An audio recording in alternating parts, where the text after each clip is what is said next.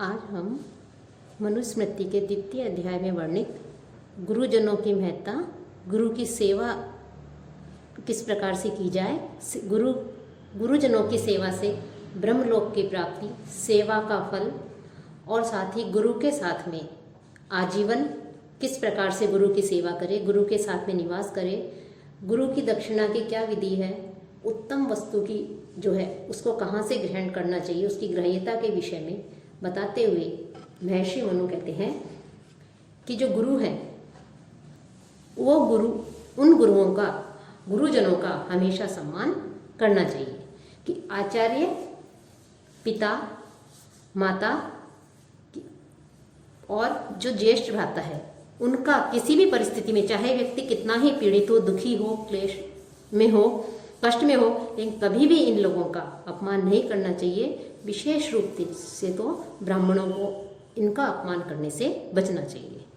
अब जो गुरुजन है उन गुरुजनों की महत्ता बताते हुए महर्षि मनु कहते हैं कि आचार्यो ब्रह्मणो मूर्ति ही, पिता मूर्ति ही प्रजापते, माता पृथिव्या मूर्ति हसु, भ्राता सह मूर्ति आत्मन है। कि आचार्य है, कि जो आचार्य है वो ब्रह्मण है, मूर्ति वो साक्षात एक तरह से ब्रह्म स्वरूप है, परमात्मा के समान है। कि आचार्य जो है वो परमात्मा की मूर्ति है, परमात्मा ब्रह्म स्वरूप है। पिता प्रजापति है, पिता प्रजापति की मूर्ति ही मूर्ति है या पिता प्रजापति स्वरूप है। माता तू पृथिव्या मूर्ति ही, और माता जो है पृथ्वी स्वरूप है, कि जो पृथ्वी की स्वरूप है, पृथ्वी की मूर्ति है। स्वयं भ्राता, और अपना जो ज्येष्ठ भाई है, भ्राता है, वो तो आत्मन है मूर्ति, अपना ही स्वरूप है। इसलिए कभी भी चाहे कैसी भी स्थिति हो, आचार्य का अर्थात गुरु, माता, पिता और जो ज्येष्ठ भ्राता है इनका कभी अपमान नहीं करना चाहिए, क्योंकि आचार्य को परमात्मा की मूर्ति माना है, ब्रह्म स्वरूप माना है, पिता प्रजापति स्वरूप है, माता पृथ्वी स्वरूप है, और जो अपने ज्येष्ठ भ्राता है वो तो स्वयं अपना स्वरूप है ही। इसलिए कभी भी अपने भाई आदि का, माता पिता आदि का, गुरु आदि का जो है अपमान नहीं करना चाहिए। हमेशा जो है इनका सम्मान करना चाहिए, इनका अभिवादन करना चाहिए, इन्हें प्रणाम आदि करना चाहिए। कि यम माता पितरो क्लेशम सहेते संभवे नृणाम, न तस्य निष्कृति ही कर्तुम शक्या वर्ष शते ही अति।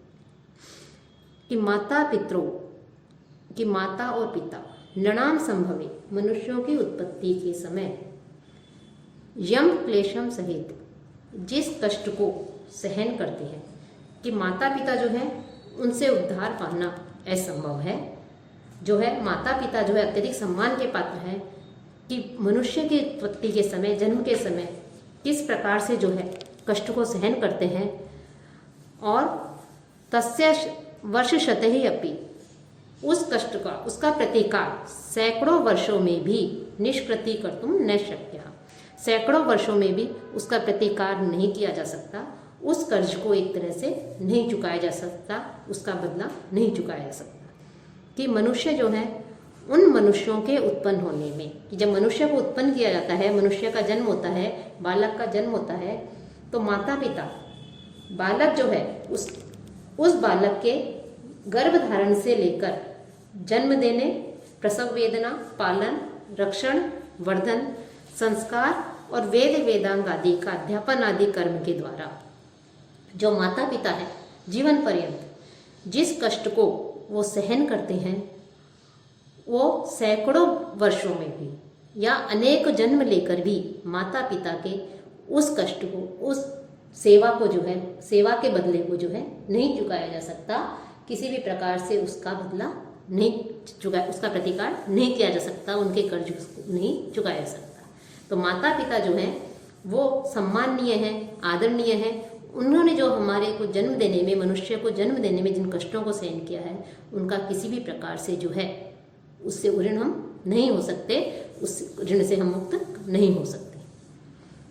तयोः नित्यं प्रियं कुर्यात् आचार्यस्य च सर्वदा, तेषु एवं त्रिषु तुष्टेषु तपः सर्वं समाप्यते। और माता और पिता का नित्य तथा आचार्य का सर्वदा प्रिय करना चाहिए। माता और जो पिता हैं उनकी और आचार्य की हमेशा तुष्टि करनी चाहिए, उनका प्रिय करना चाहिए, उनका सदैव हित करना चाहिए, कल्याण करना चाहिए, क्योंकि इन तीनों के संतुष्ट रहने पर ही जो संपूर्ण तपस्या है उस संपूर्ण तपस्या की पूर्णता प्राप्त हो जाती है, अर्थात सभी तपों से मिलने वाला फल जो है वो प्राप्त हो जाता है। कि माता पिता और आचार्य ये जब संतुष्ट रहते हैं तो उनके संतुष्ट होने पर जो चांद्रायण आदि जो व्रत कहे गए हैं उन व्रतों का जो फल मिलता है, उन सारा फल वो इन सबको प्रसन्न करने में, इनकी आज्ञा का पालन करने में, इनका प्रिय करने में ही से ही जो है उसे उस फल की प्राप्ति हो जाती है। कि यदि माता पिता और गुरु तीनों संतुष्ट रहते हैं, प्रसन्न रहते हैं। और माता पिता जो है उनकी आज्ञा के बिना अन्य धर्माचरण का निषेध करते हुए महर्षि मनु कहते हैं, तेषां त्रयाणाम शुश्रूषा परम तप उच्यते न तेहि अभ्यनुज्ञातो धर्मम अन्यम समाचरेत। कि तेषां त्रयाणाम शुश्रूषा, कि इन तीनों की सेवा ही परम तप है उच्यते, सर्वोत्कृष्ट तपस्या कही गई है। कि इन तीनों की, माता पिता और आचार्य या गुरु, इनकी सेवा करना ही, इनकी शुश्रूषा ही श्रेष्ठ तप कहा जाता है, श्रेष्ठ तप है। और इसलिए ते ही अभ्यनुज्ञात है, इनकी आज्ञा लिए बिना किसी भी व्यक्ति को अन्यम धर्मम न समाचरे, किसी भी अन्य धर्म का आचरण नहीं करना चाहिए।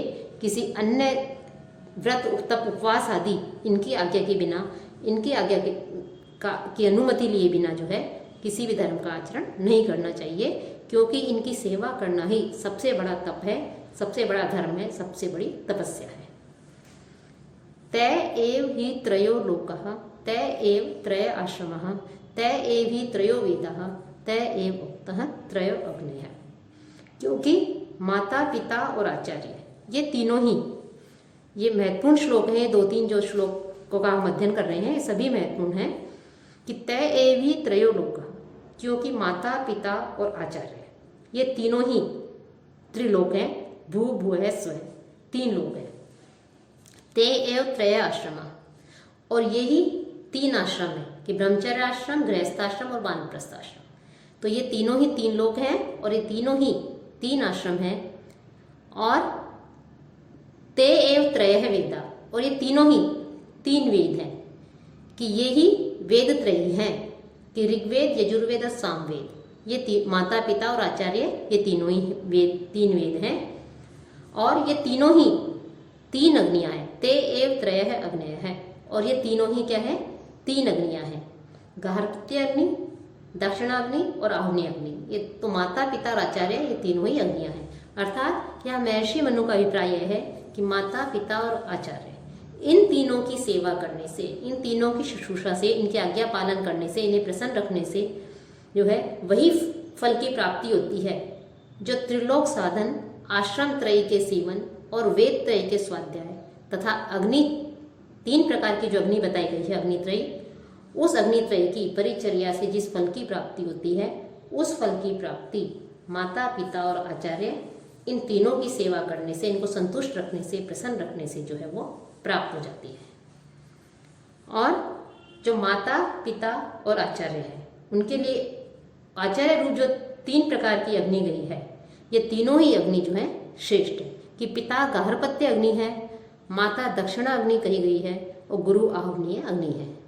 तीनों ही अग्नियों का यह समूह जो है मनुष्यों का दुखों से त्राण करता है। कि मनुष्य के जो दुख हैं वो समस्त दुखों को तीनों ही अग्नियां जो है दूर करती हैं, माता पिता और आचार्य।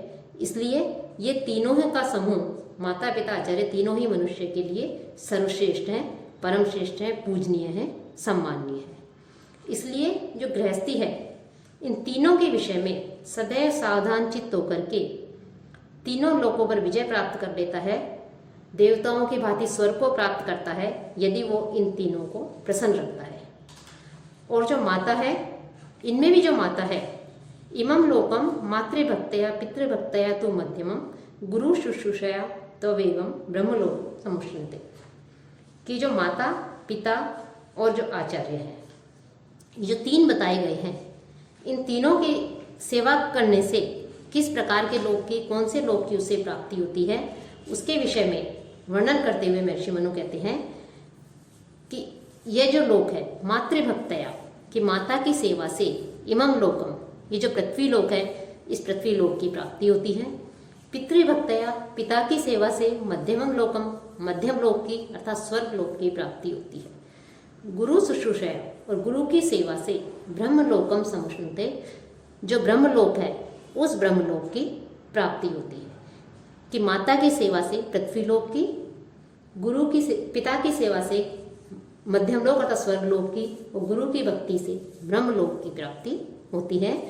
इसलिए ये तीनों सम्माननीय है, पूजनीय है, आदरणीय है। इनका सदैव संतुष्ट रखना चाहिए, प्रसन्न रखना चाहिए और इनका सम्मान करना चाहिए। जिसने इन तीनों का सम्मान किया, मानो उसने सभी जो धर्म है उन धर्मों का सम्मान कर लिया, उन सभी धर्मों का आदर किया। और जिसने इन तीनों का अनादर किया, इनका अपमान किया, उसकी सारी साधनाएं जो हैं, सब काम जो है निष्फल हो जाते हैं। अर्थात माता पिता और आचार्य जो इनका पूर्ण सम्मान करता है, प्रसन्न रखता है, इनको संतुष्ट रखता है, तो वो सभी धर्मों का मानो सम्मान करता है। और जो इन तीनों का निरादर करता है, अपमान करता है, तो उस व्यक्ति की सारी साधनाएं, सारी उसकी जो कार्य हैं, कामनाएं हैं, श्रोत स्मार्त आदि जो क्रियाएं हैं, वो सारी क्रियाएं जो है इन तीनों का अपमान करने पर उस व्यक्ति की सारी साधनाएं निष्फल हो जाती हैं, वो विफल हो जाती हैं। और जब तक यावत त्रयः ते जीविये, कि जब तक जो है ये जीवित रहें, जब तक ये तीनों जीवित रहें, तावत अन्यम न समाचरेत, तब तक अन्य किसी आचार का सेवन न करें। कि जब तक माता पिता और गुरु ये तीनों जो है जीवित रहें, तब तक किसी अन्य धर्म को स्वेच्छा से बिना उनकी आज्ञा प्राप्त करके जो है उन्हें नहीं करें। तेषु एवं उन्हीं की जो है प्रीति और हितकर कार्यों का संपादन करते हुए नित्यम शुश्रूषा कुर्यात् प्रिय हिते रत है। उन्हीं की प्रीति और हितकर कार्यों का संपादन करते हुए प्रतिदिन जो है तत्पर रहते हुए नित्य माता पिता और गुरु उनकी सेवा करें। अर्थात जब तक ये तीनों जीवित हैं, तब तक अन्य किसी आचार का सेवन जो है परलोक के लिए, परलोक की प्राप्ति के लिए अन्य कोई कार्य नहीं करे। उन्हीं की प्रीति और उन्हीं के हितकर, उन्हीं के कल्याणकारी कार्यों को मन वचन कर्म से जो है उनके लिए अर्पित करते हुए, उनसे निवेदन करते हुए उनकी नित्य सेवा करे, उनका इस प्रकार से जो है वो कार्य करे। साथ ही उन्हीं की आज्ञा से मन वचन कर्म के द्वारा जिन जिन पारलौकिक कृत्यों का अनुष्ठान व्यक्ति करता है, उन्हें उन्हीं के निमित्त जो है उसे समर्पित कर देना चाहिए, उनके लिए ही वो अर्पित करे, निवेदन करे। साथ ही कहते हैं कि माता पिता और आचार्य, इन तीनों की सेवा से ही मनुष्य का संपूर्ण कृत्य परिपूर्ण हो जाता है। कि माता पिता और आचार्य, इन तीनों की सेवा में ही मनुष्य के जो जितने भी कर्तव्य हैं, उन संपूर्ण कर्तव्यों की पूर्णता हो जाती है। अर्थात उसे इन तीनों की सेवा से ही समस्त कर्मों के फल प्राप्त हो जाते हैं। यह प्रत्यक्ष परम धर्म है, यही साक्षात परम धर्म है, मनुष्य का श्रेष्ठ धर्म है, पुरुषार्थ का साधक है। और अन्य जो अग्निहोत्र आदि जो धर्म कहे गए हैं, वो सब गुण कहे गए हैं, वो इसके उपधर्म कहे गए हैं। तो इस प्रकार से महर्षि मनु ने यहाँ पे माता पिता और आचार्य, इनकी प्रशंसा करते हुए, इनके महत्व बताते हुए, सर्वदा इनका जो है सम्मान करने के लिए, इन्हें प्रसन्न रखने के लिए, इनकी आज्ञा का पालन करने के लिए महर्षि मनु ने जो है यहाँ पर कहा है।